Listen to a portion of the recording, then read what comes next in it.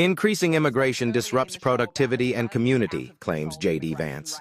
And we certainly aren't alone. US Vice President J.D. Vance has delivered another blistering assessment of Britain, this time claiming it has been stifled by migration.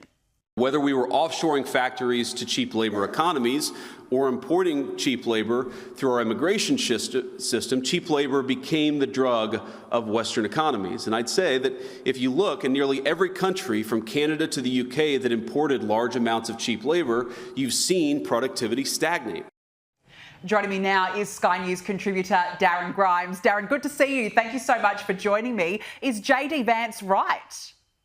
Oh, Danica, too bloody right he is. I mean, good to be with you, but even better to hear that from the common sense VP that J.D. Vance is. I mean, the man he's committed here the cardinal sin, and I've seen so many screeches from the lefty hordes online for him noticing what's plain for all to see, that actually a country like Britain, importing workers instead of actually training our own people here.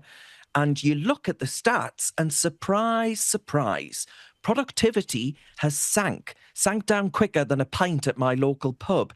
You know, these are the kinds of pubs as well that used to be bustling centres of community. That's the kind of community element that's been utterly shattered by the importation of cultures that are utterly alien to our own, that simply do not countenance assimilating into our way of life. So much so that most of them, a great deal of them at least, don't bother learning the lingo. So JD's right that we've created an economy built on Deliveroo drivers and Uber rides, some not speaking English, instead of actually engineering and invention, the kind of stuff that powered the first industrial revolution that Britain was responsible for. So all we can do is pat ourselves on the back about diversity quotas and how multicultural we are, even though it's not working. So he isn't wrong. He's just bold and brave enough to say it, unlike the absolute cretins in Westminster